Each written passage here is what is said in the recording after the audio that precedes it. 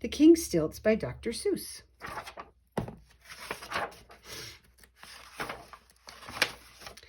Naturally, the king never wore his stilts during business hours. When King Bertram worked, he really worked, and his stilts stood forgotten in the tall stilt closet in the castle's front hallway. There was so much work to be done in the kingdom of Ben, and that King Bertram had to get up every morning at 5, long before the townsfolk and the farmers were awake. The king was splashing away in his bathtub. It was right there, in fact, that his day's work began. With his left hand he could bathe while with his royal bath brush, but his right hand he always had to keep dry for signing the important papers of state. Eric, his page boy, brought in those papers on a big silver tray. He stood at attention at the foot of the tub, while old Lord Droon took the papers one by one and held them over the water for his majesty to sign. Sign here, old Droon would say, and hurry, sir, hurry. There are hundreds more to come. It was just the same at breakfast. The king cut and buttered his toast with only his left hand, while his right he kept signing royal orders and commands. By 7 every morning, the king had always finished more business than most kings do in a month. He had to get all this done before 7, for that was the hour when his big work commenced, the most difficult and important work in the whole kingdom of Ben. This was the work of caring for the mighty dike trees that protected the people of Ben from the sea. The sea pushed against the kingdoms on 3 sides. The kingdom was a low one. The sea was a high one, and only the dike trees kept the sea from pouring in. They grew so close together in a row along the shore that they held back the water with their heavy knotted roots. But to keep those trees strong and sturdy was not an easy task. See the trees all the way around. They were more spicy than pine trees, and their roots were very tasty. To a certain sort of bird, this was a kind of giant blackbird with a sharp and pointed beak. Nizzards, they were called by the people of Ben. These nizzards were always flying about over the dike trees, waiting for a chance to swoop down and peck. If nobody stopped them, the roots would soon give way. Then the sea would pour in with a terrible roar, and every last soul in the kingdom would drown. But King Bertram did not permit this to happen. He had gathered together in the kingdom the largest and the smartest cats in all the world, and he had trained them to chase the nizzards away. These cats were called patrol cats and wore badges that said PC. Everything in Ben, said King Bertram, depends on patrol cats. They are more important than our army, our navy, and our fire department too, for they keep the nizzards away from the dike trees, and the dike trees keep the ocean back out of our land. 1,000 cats in all. They divided up the work. 500 guarded the kingdom by day, and 500 kept watch through the night.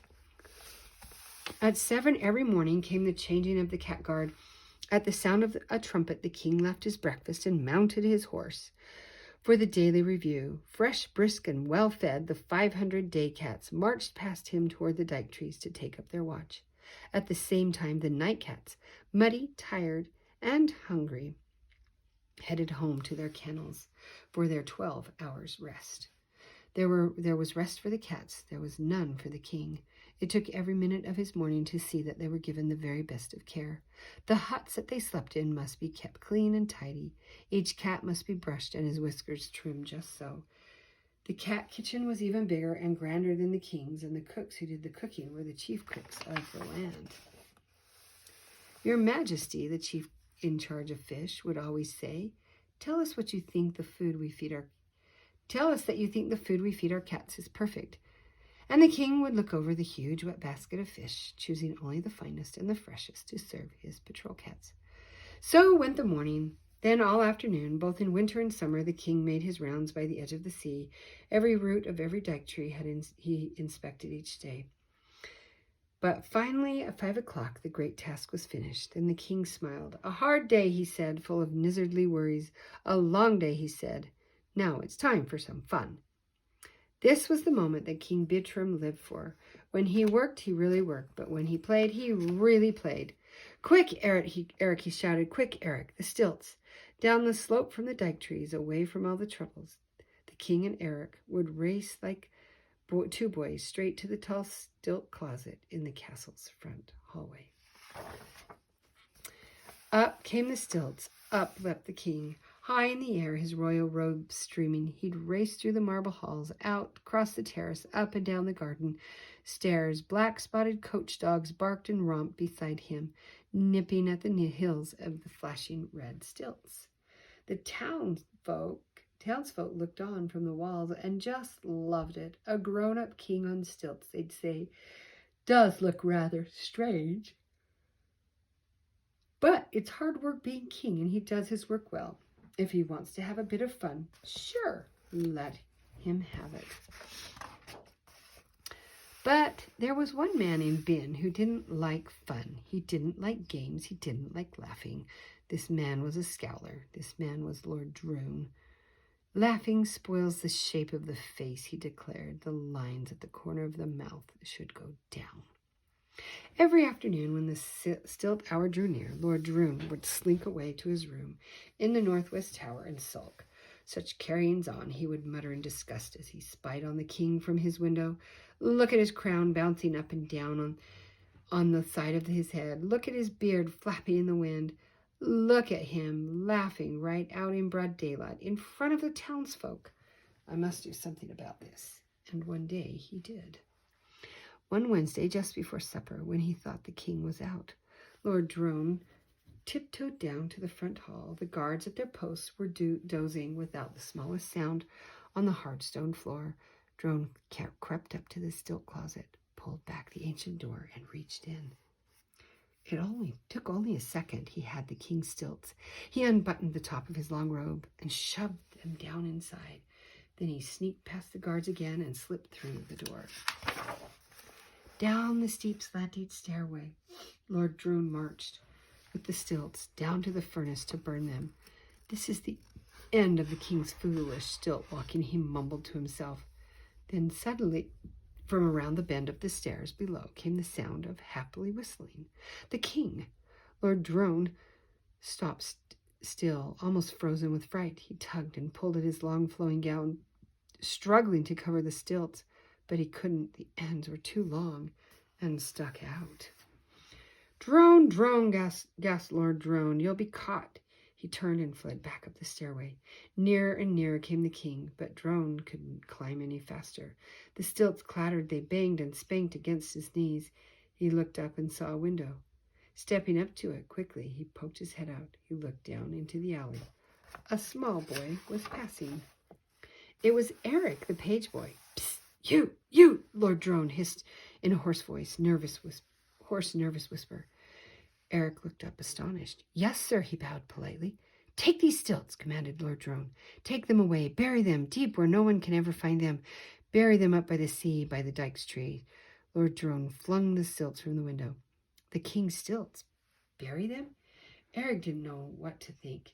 It will spoil all his majesty's fun, he stammered. You're impudent, said Lord Drone harshly. I shall bury those stilts. What's more, young man, don't you ever come back or I'll have you locked up. I'll have no impudent boy around this castle. But I'm the king's own page boy, gasped Eric, hardly able to understand this dreadful command. You were the king's own page boy, snapped Lord Drone. He pulled in his head and slammed down the window. Never before had Eric been so puzzled. Never in his life had he felt so sad. But there was nothing to do but obey the command. He picked up the stilts and walked straight toward the road that led to the sea. It was the hour that the townsfolk were all having supper. Nobody saw him dig the deep hole. Nobody saw him bury the stilts. At 5 the next afternoon, the halls of the castle echoed the king's mournful shouts. Drone, Drone, they're gone, they're gone. The king stood groping in the empty stilt closet, hopelessly searching for what wasn't there.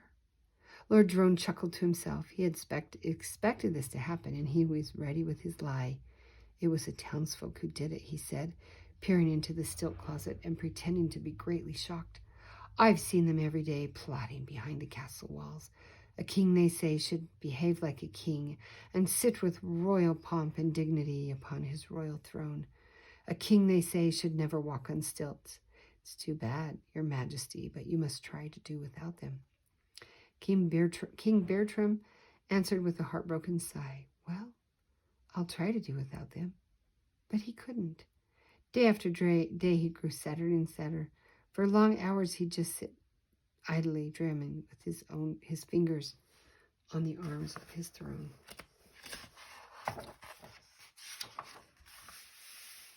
He couldn't keep his mind on his work. His commands to the patrol cats sounded feeble and faint. The cats seemed to know it and wouldn't obey. Day by day, they grew lazier and lazier, uncombed and unbrushed. They slept most of the day and grew fat. No one bothered to put their PC badges on them. For as chasers of nizzards, they weren't worth a thing. Day by day, the nizzards grew bolder and bolder. They cackled and fluttered over the dike trees. They flew down and almost seemed to sneer at the lazy, sleeping cats. The townsfolk began to feel frightened. Housewives couldn't keep their minds on the housework. They heard nizzards flapping over their rooftops and poked their heads out for a look. "If the cats don't keep those nizzards away from our dike trees," they asked one another, "what will keep the ocean back out of our land?" Bootmakers couldn't keep their minds on their boots. Goldsmiths couldn't keep their minds on their gold. Cart drivers couldn't keep their minds on where they were going. They'd stop their carts in the road and talk in low, excited whispers. "Look at those nizzards. Where are the cats?" "I'll tell you where the cats are. Everywhere they shouldn't be and mostly fast asleep." Something must be wrong with the king. Yes, something certainly wrong with the king. Only Eric the page boy knew what was wrong. Night after night, he tossed in his bed, thinking of the stilts lying deep underground. Finally, one night, he could stand it no longer. Drone or no drone, he would go to the king. At dawn the next day, he leapt out of bed and made straight for the castle. Breathless and panting, he raced through the royal gates and up the broad stairs.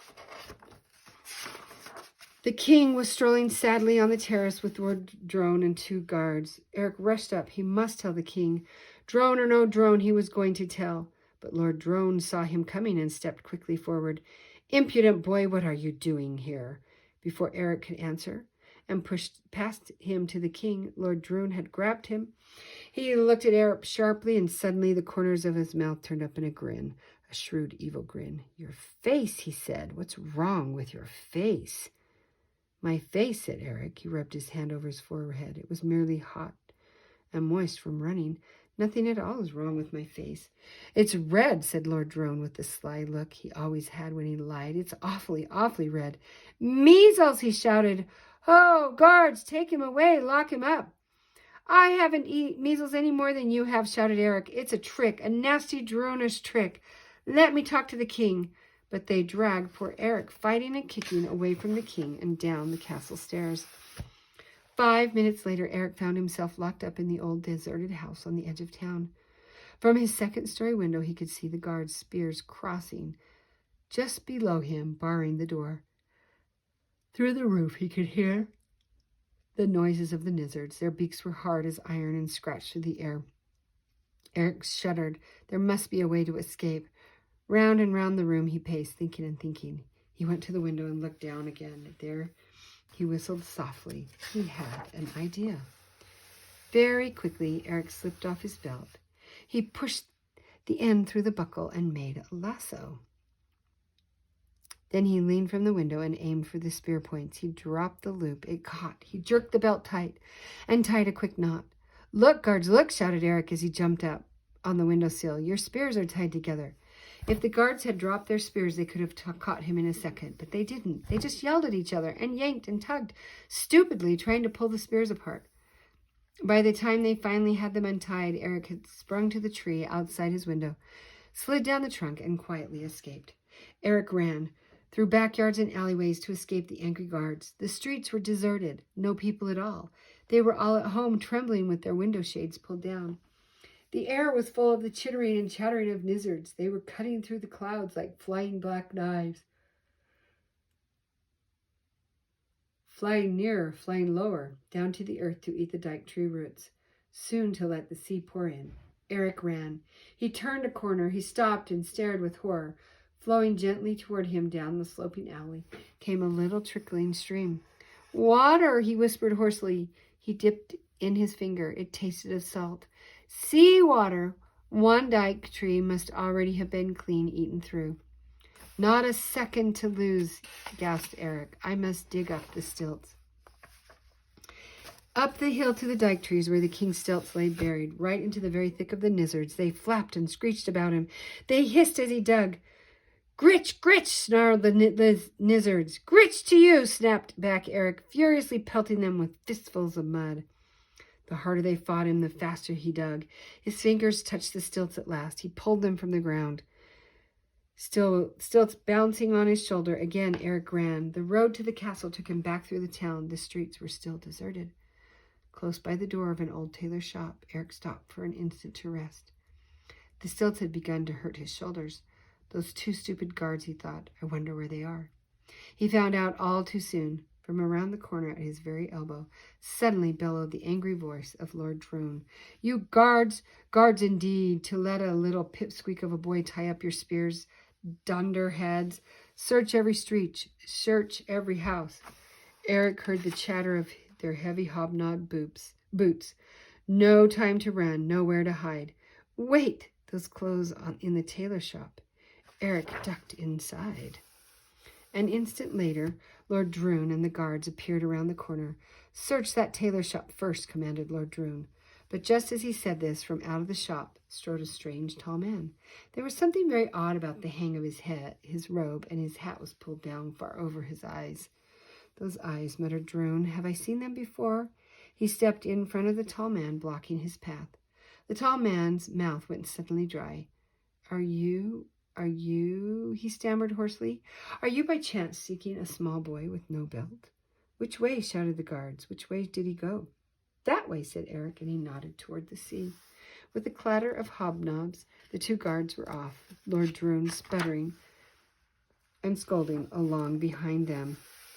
No time to shrink down to a boy again, thought Eric. I'll have to stay a tall man. On to the castle Eric raced in his disguise, over fences and thickets, through orchards and fields of corn. Everywhere he saw patrol cats, useless and limp, fast asleep on haystacks, dozing in the trees. Then suddenly, just ahead, he saw the king. He was sitting on a pile of stones just outside the castle gate. His robe wasn't pressed, his crown wasn't shined, and he had deep, sad circles under both of his eyes. Your Majesty, shouted Eric as he clattered up behind him. The king paid no attention. Eric leaned down and shouted right into his ear. Very slowly, the king turned his head. Well, sighed King Bertram, and who may you be? I'm Eric, cried Eric. He let the robe that was covering him drop to the ground. The king's own red stilts flashed bright in the sun. Down from the stilts leapt Eric, the page boy. Up onto the stilts sprang Bertram, the king. He drew a great kingly breath, the first one in weeks. His head shot up high, his chest broad and wide. Bertram of Bin was sturdy, straight, and strong again, and every inch a king. Patrol cats! It was the loudest command ever shouted in Bin. The king's voice seemed to roll up from deep in his boots. It echoed down the valleys. It rumbled through the hills.